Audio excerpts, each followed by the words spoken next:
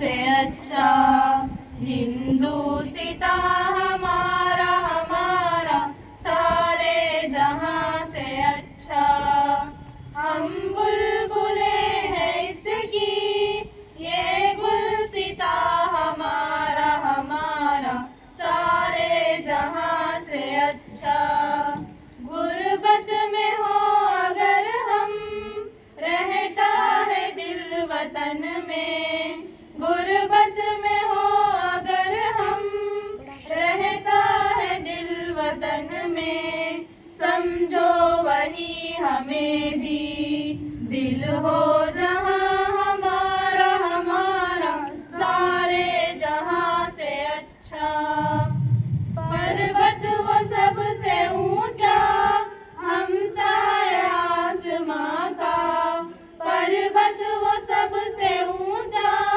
ہم سایہ آسماں کا وہ سنتری ہمارا وہ پاسباں ہمارا ہمارا سارے جہاں سے اچھا گودی میں کھیلتی ہے اس کی ہزاروں ندیاں گودی میں کھیلتی ہے اس کی ہزاروں ندیاں گلشن ہے جس کے دم سے رش کے جنا ہمارا ہمارا سارے جہاں سے اچھا مذہب نہیں سکھاتا آپس میں بیر رکھنا مذہب نہیں سکھاتا آپس میں بیر رکھنا ہندی ہے ہم وطن ہے ہندوستاں ہمارا ہمارا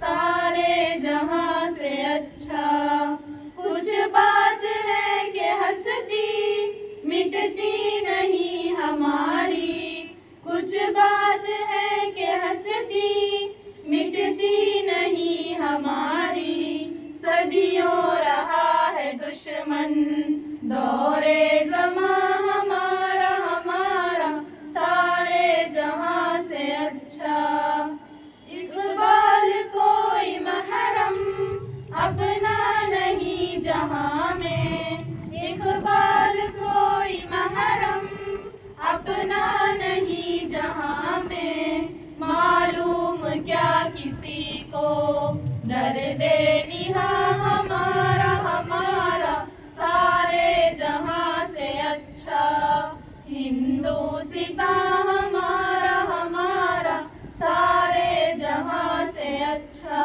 نام لینے سے نہیں چلتا ان کی زندگیوں سے ہم کو وابستگی کرنی ہے ان کی زندگی کی روشنی میں ہم کو اپنا مستقبل تلاش کرنا پڑے گا اس طرح کا اسٹرگل ہمارے جسم ہمارے دلوں میں ہمارے دماغوں میں پیدا کرنا پڑے گا اسی طرح کے ہم کو ایک رول ماڈل بننا پڑے گا دیکھیے وقت ابھی وہ نہیں رہا جیسا پہلے تھا کہ کسی کی ایک خاندانی روایت چلے آتی تھی اور خاندانی روایت پہ پشتوں اور جنریشن تک چلے آتا تھا آج وہ زمانہ نہیں رہا میرا باپ دادا میرا پردادا کون تھا یہ ضرور معنی رکھتا خاندانی روایتیں مانو ضرور رہتے مگر میرے باپ دادا پردادا کی روایتوں کو میں کس طرح برداشت میں باقی رکھا ہوں ان لوگوں کو کیسے کلٹیویٹ کرتا ہوں اس لوگوں کو کیسے نرش کرتا ہوں اس خیالات کو اس تہذیب کو اس تمدن کو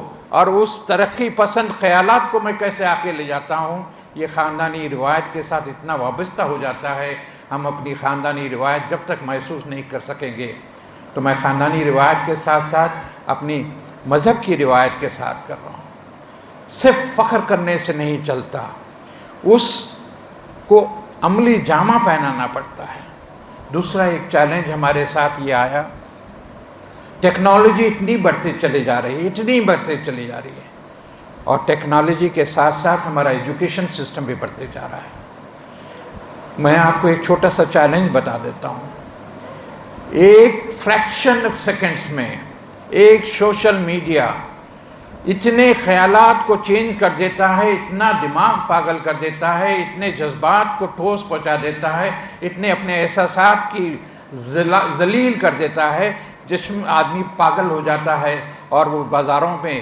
دوستوں میں دستوں میں اور اپنے محفلوں میں آ کر ایک عجیب قسم کا ماحول پیدا کر دیتا ہے۔ ایک سوشل میڈیا، دیکھیے ایمان کی پختگی کے ساتھ ساتھ ٹیکنالوجی نے اتنا ضرور امپیکٹ کر دیا ہے کہ ہم لوگ کبھی کبھی اس میں بہہ جاتے ہیں۔ ٹیکنالوجی اتنی بڑھ گئی ہے کہ آج ہم لوگ دیکھیے ادونی کے شہری ہیں، کرنول ڈسٹرکٹ کے شہری ہیں، ہندوستان کے شہری ہیں، آندھرا پردیش کے شہری ہیں، مگر ہمیں صرف اس شہریت سے خالی ہم کو فخر کرنے کی ضرورت نہیں ہے۔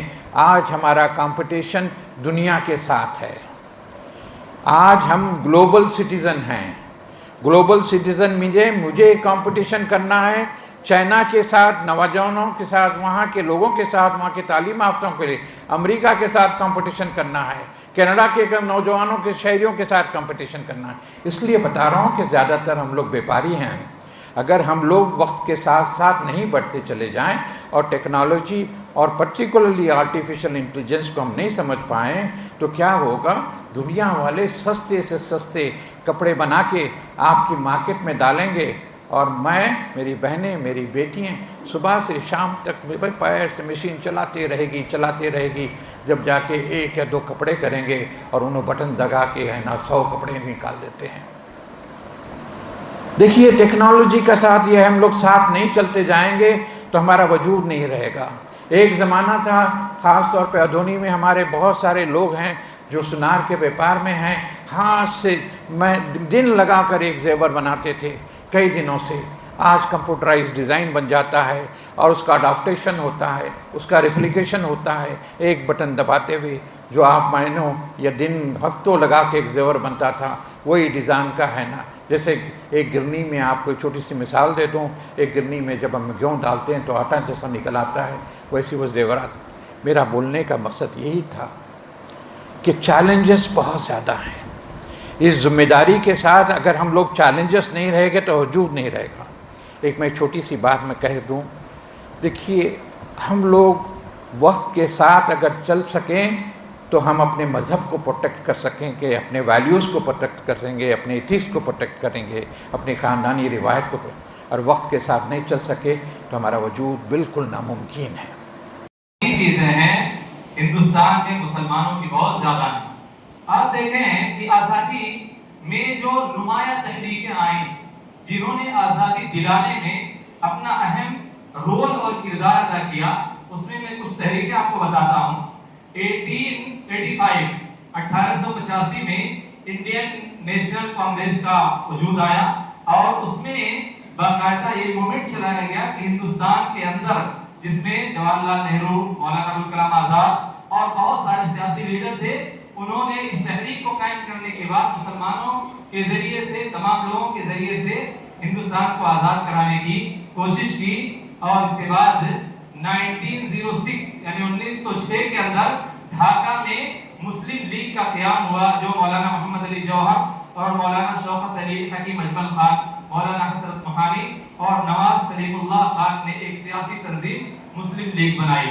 اور اسی طرح سے 1911 میں مجاہدین آزادی یعنی مجاہد آزادی کے پہلے پردھان منتری یعنی first prime minister of the India جو وزیر اعظم بنے، جواہر لال نہرو، انہوں نے ان کی قیادت میں ہوم رول تحریک وجود میں آئی۔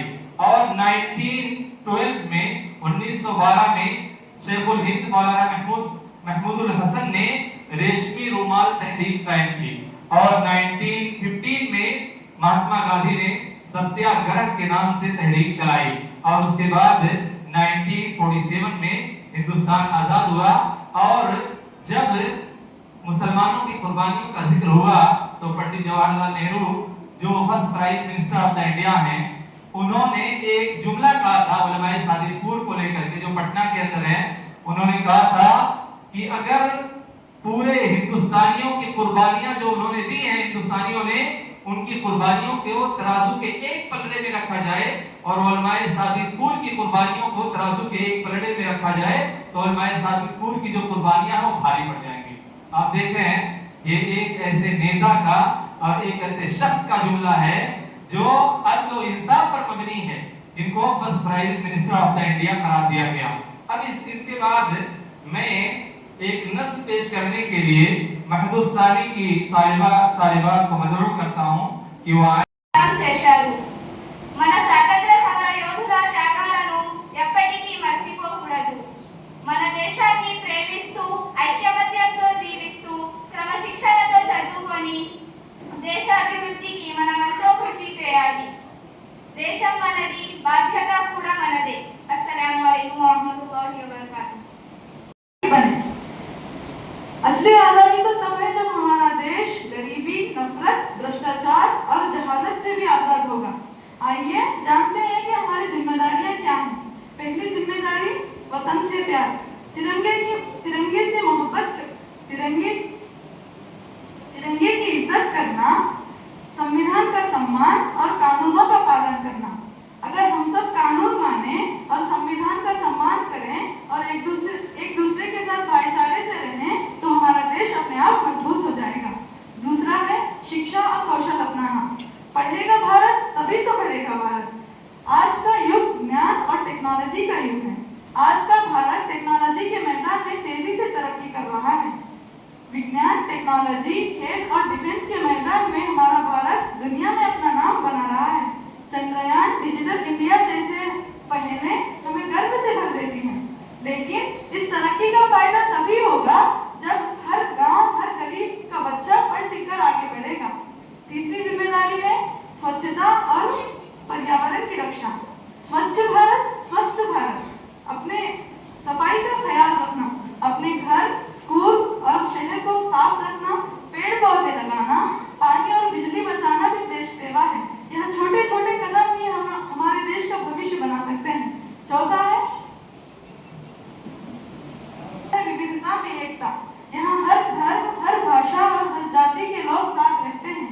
हिंदू, मुस्लिम, सिख, ईसाई सब मिलकर रहें, यही देश की अमन और शांति है। इसी में हमारे देश की खूबसूरती भी है। आज हम सब यहाँ अपने प्यारे वतन भारत का 80वां स्वतंत्रता दिवस मनाने के लिए जमा हुए हैं। 15 अगस्त 1947 का वो सुनहरा दिन आज भी हमारे दिलों में ताज़ा है। 1947 में आज ही के दिन हमारे भारत को अंग्रेजों की 200 साल की गुलामी के बाद आज़ादी मिली थी। इस आज़ादी को पाने के लिए हमारे बुजुर्गों ने बहुत सारी कुर्बानियां दी। अगर हम इतिहास को पढ़ेंगे तो मालूम होगा कि महात्मा गांधी, भगत सिंह, रानी लक्ष्मीबाई, चंद्रशेखर आजाद, मौलाना अबुल कलाम आजाद,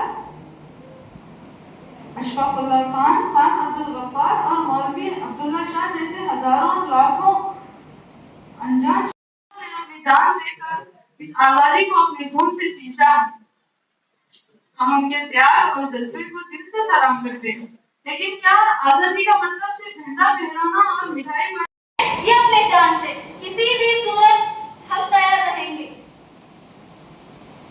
उलमाए सादिकपुर हमारे ही असलाफ थे जिनकी कोशिश की बदौलत आज हम आजाद हिंदुस्तान की फिजा में सांस ले रहे हैं। और साथ ही साथ हम वतन के दोस्तनुमा दुश्मन से भी ये बात कहना चाहेंगे कि हिंदुस्तान की तारीख से मुसलमान का नाम मिटाना इतना आसान नहीं है। हर दौर और हर सदी में जब जब हिंदुस्तान की तारीख का जिक्र होगा, उसकी आजादी का जिक्र होगा, काले पानी का जिक्र होगा, जान व माल की कुर्बानी का जिक्र होगा, खुद ब खुद मुस्लिम चमकता हुआ नजर आएगा। आखिर में बस मैं इतना कहूंगी कि हिंदुस्तानी मुसलमान इस मुल्क की सरजमीन से मोहब्बत करता है, उसकी इबादत नहीं करता और ना ही उसको अपना माबूद बना सकता है और ना ही इसके आगे सर झुका सकता है। हमारे दौर के एक शायर ने वतन के ताल्लुक से बड़ी बेहतरीन बात कही है, मैं तेरी मोहब्बत में गिरफ्तार हूँ लेकिन मैं तुझको इलाह समझूं ये इम्कान नहीं है। आखिर में अल्लाह रब्बुल आलमीन से दुआ है कि अल्लाह हमारे दिलों में हिंदुस्तान की तारीख को तअस्सुब की ऐनक पर उतारने पढ़ने की तौफीक अता फरमाए, आमीन। की कुर्बानियां कैद व बंदी की सौगतों के बाद हमें आजादी का परवाना मिला। आज हम अपने मुल्क हिंदुस्तान की आजादी का जश्न मना रहे हैं। आज की आजादी का 1947 को हमारा मुल्क ये हिंदुस्तान अंग्रेज़ों से आज़ाद हुआ। आज़ादी ये अल्लाह रब्बुल आलमीन की बहुत बड़ी नेमत है, हमें इस नेमत की कदर करनी चाहिए और इस मुल्क की तरक्की, इसकी खुशहाली और अमन के लिए अपना किरदार हम और आपको निभाने की ज़रूरत है। हमारा फ़र्ज़ है कि हम अपने इस मुल्क हिंदुस्तान से मोहब्बत करें। एक अच्छा शहरी वही है जो ईमानदारी के साथ अपने फ़राइज़ को अंजाम दे, अपने काम को अंजाम दे और जिस मुल्क में वो रहता है उस मुल्क के कानून का एहतराम करे, उसकी पासदारी करे और दूसरों के हुकूक का ख्याल रखे और अपने मुल्क की तरक्की के लिए अपना किरदार निभाए। ख़ास तौर से मैं तालिबात से कहूँगा कि आप इस मुल्क की तरक्की में अपना किरदार निभाएं और इल्म के मैदान में बढ़ चढ़ करके आगे आएँ, इल्म हासिल करें, अच्छे अखलाक अपनाएं और अपने किरदार के ज़रिए से आप इस मुल्क का नाम रोशन करें। ये प्रोग्राम अब इख्तिताम को पहुँच रहा है। अल्लाह का शुक्र मैं अदा करता हूँ कि इस खूबसूरत प्रोग्राम को कामयाब बनाने में असातिज़ा, मुअल्लिमात, यहाँ बैठे गार्जियन, बच्चों के सरपरस्त, मेहमान खुसूसी, तमाम लोगों ने अपना किरदार निभाया और इस प्रोग्राम को शुरू से आखिर तक कामयाबी के साथ चलने दिया। हम इस पर अल्लाह रब्बुल आलमीन का शुक्रिया अदा करते हैं और ख़ास तौर से हमारे जो मुअल्लिमात हैं और मुंतज़मीन हैं जिन्होंने इस प्रोग्राम को कामयाब बनाने में बहुत मेहनत की है।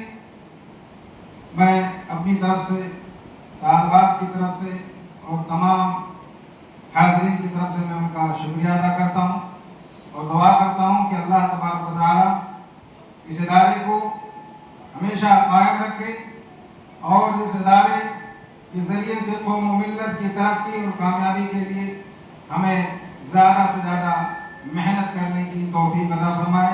इसी पर मैं अपनी बात को ख़त्म करता हूँ। दुआ है कि अल्लाह तबारक व तआला इस मुल्क को अमन शांति वाला बनाए और तमाम किस्म के शर व फसाद, फितनों से, मुश्किलात और परेशानियों से इस मुल्क को आज़ाद फरमाए। आमीन। अस्सलामु अलैकुम व रहमतुल्लाहि व बरकातुहू।